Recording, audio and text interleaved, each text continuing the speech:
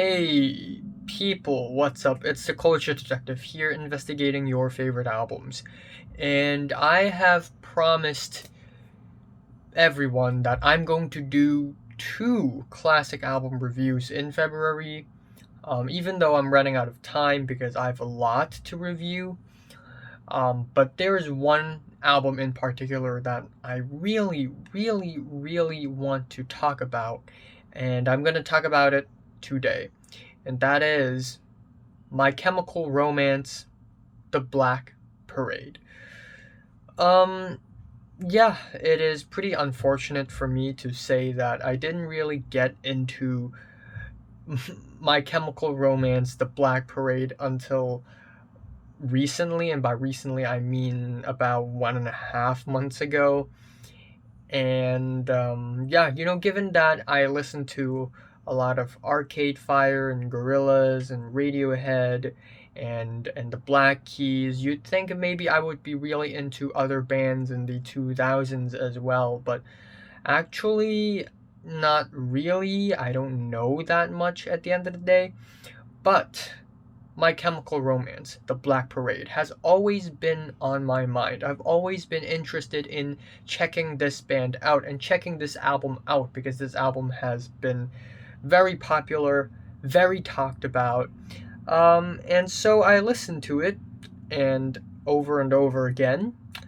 And yeah, it is a great album. It is a great album indeed. I can't find one single song in this album that I would skip because all of them are good, at least. Some of them are great, some of them are just amazing.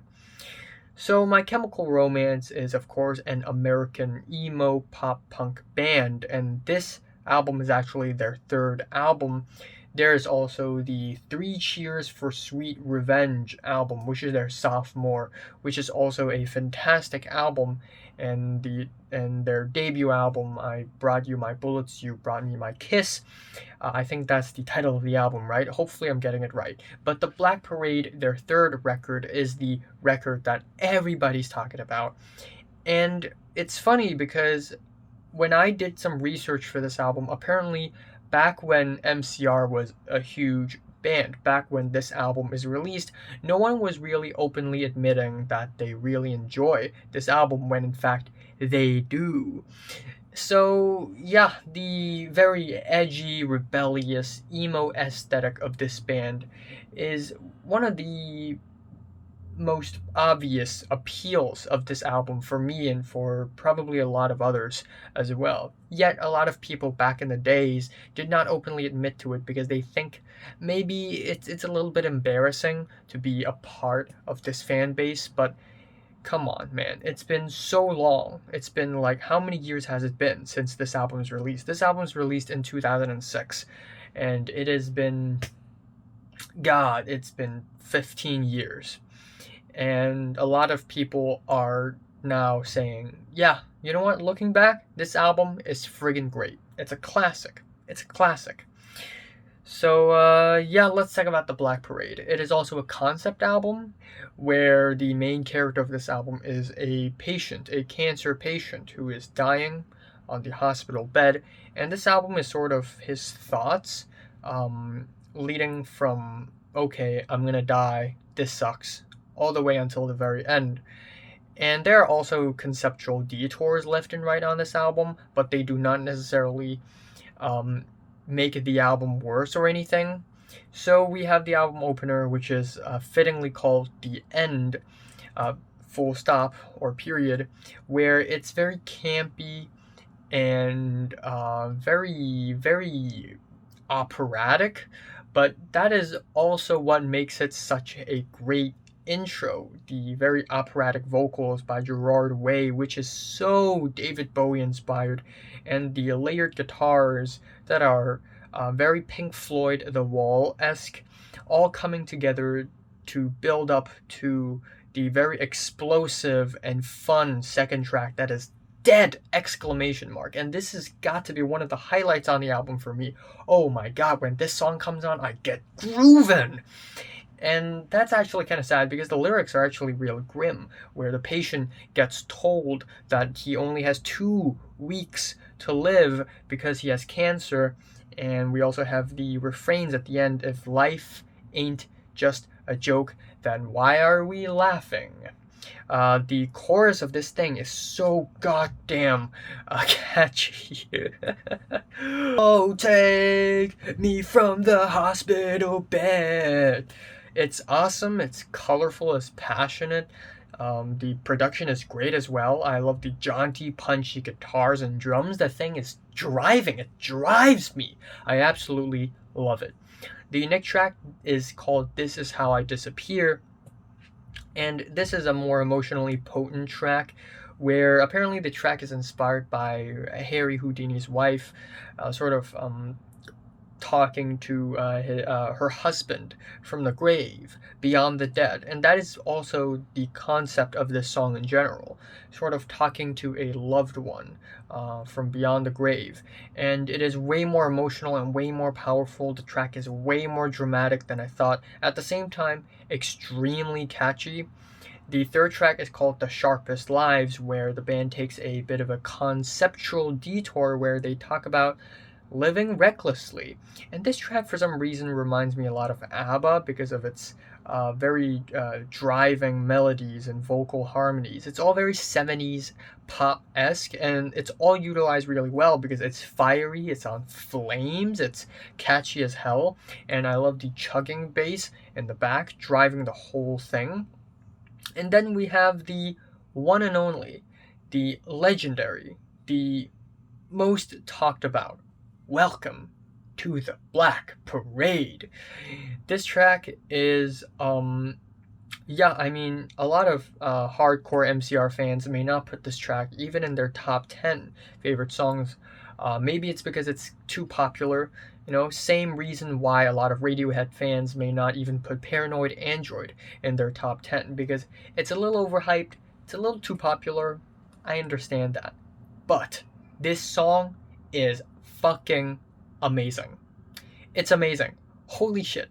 The intro and the outro of this song is very operatic. The descending pianos that sort of enters the track quietly and very majestically, and the very crazy climactic outro plus the key change at the end is just amazing. And then we have the core part of the track where it seriously jams, the chugging guitars that are sharp and ringing and raging, and the melodies, which is just huge. It's so epic, it's so arena sized.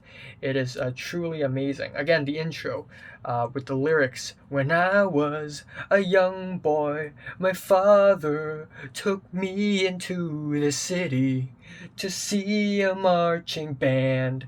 And it's actually metaphorical because the marching band is the Black Parade, and it's like the parade you would see when you transition to death. And then we have the chorus, which is more straightforward. Sometimes I get the feeling she's watching over me. We'll carry on, we'll carry on. And this is the kind of chorus where when this song gets played live in concert, the whole world, the entire world will just sing along in full volume, and it's gonna be epic. It's gonna be powerful as hell, and I just absolutely love it. And then we have the track I Don't Love You, which is a heart-wrenching emotional ballad, and I first thought it's gonna come off cheesy, but actually it came off fantastic. It's great. The vocals are actually really gut-wrenching. I mean, Gerard Way actually did a great job on this album. The production with the layered guitars, they're all arranged really well, and lyrically it's also really good. It's not really about stop loving someone, it's more like, when I die, will you still love me? And that is the lyrics of the song, and I really like that.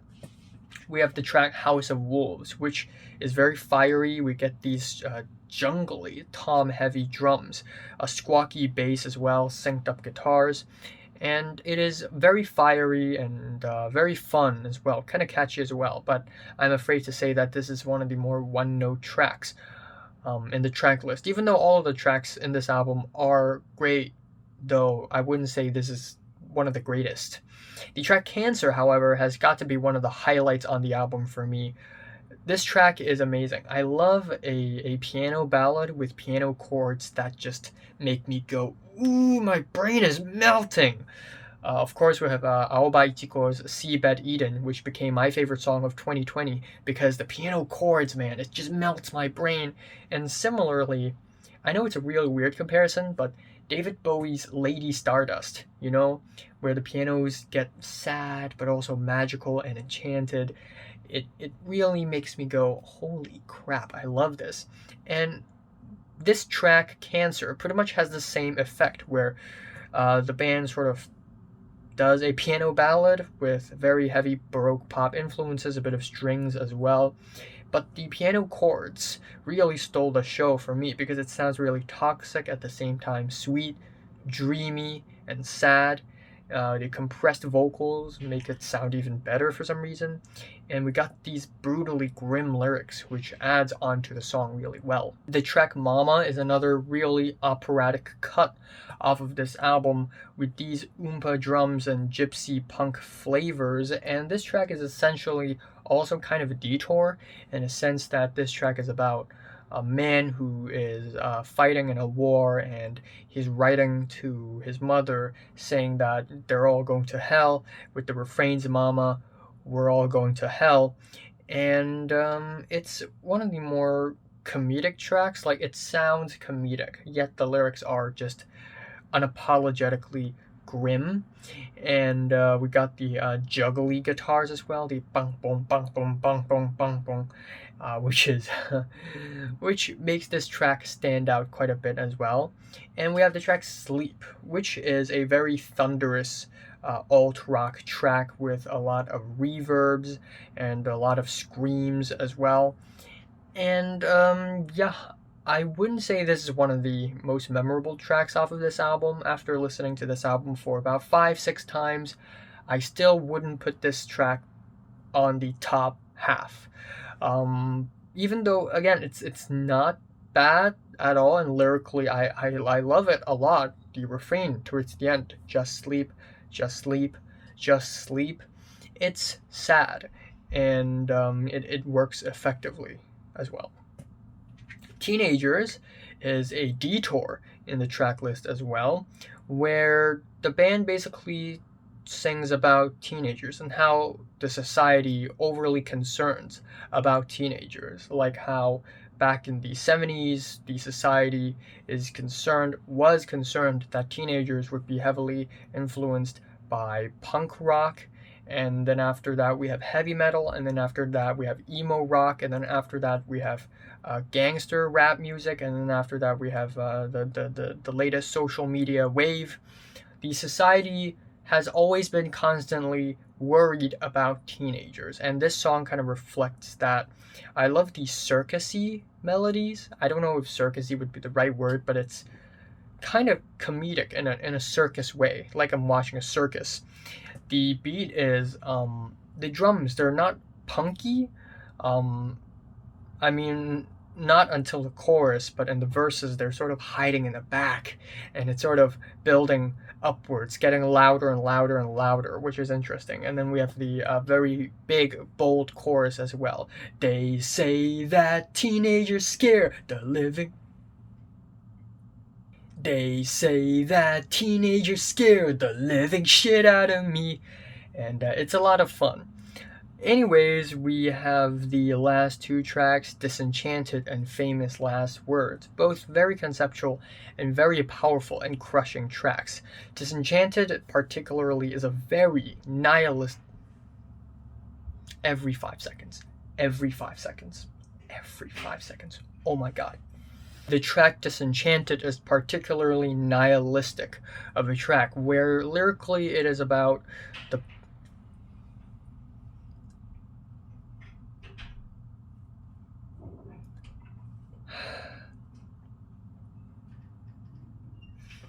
can't even speak for 10 seconds.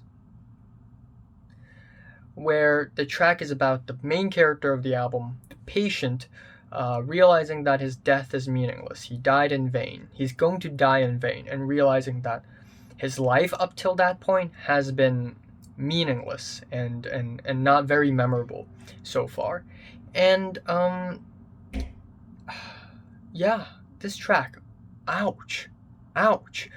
What hurts about this track is that I almost kind of relate to it, even though I'm only 18 years old, and I'm sure probably my lifespan is going to be, I'm not going to die this early, right? Hopefully, right? Fingers crossed, right? But even though I'm not an old guy, I would sometimes think, what have I done in the last 18 years? I don't know.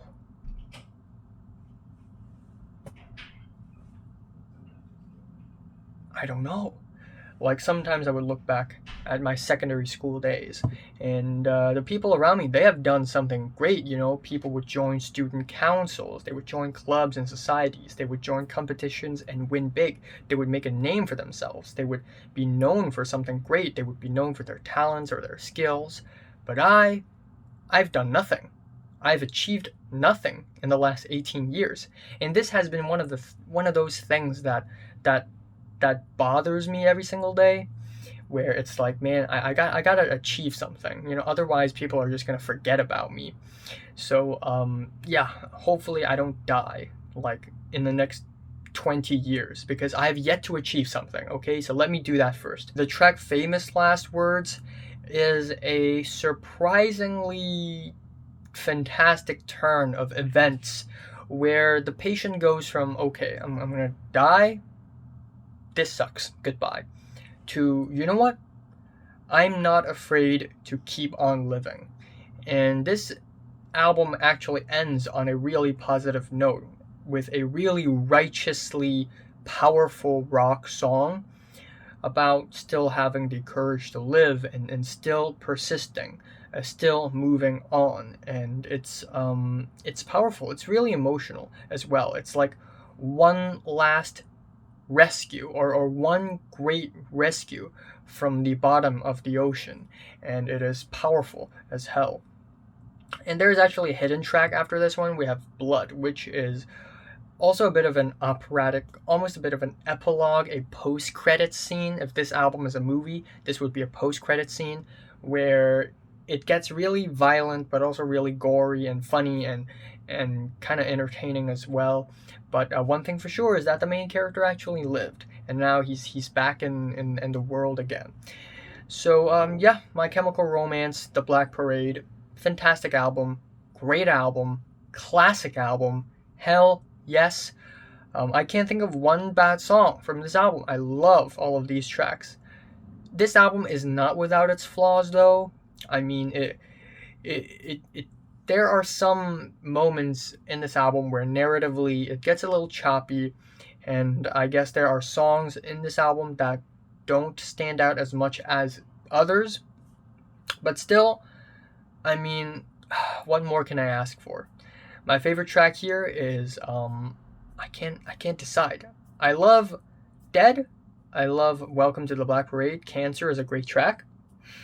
Disenchanted is great as well. Famous Last Words is great as well. Mama is great. This Is How I Disappear is great as well.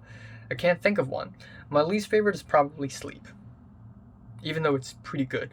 So, and I'm giving My Chemical Romance, The Black Parade, a strong 9 out of 10. So, have you listened to My Chemical Romance, The Black Parade from 1 to 10? How much is you rate it, like, and subscribe if you want more, and thanks for watching.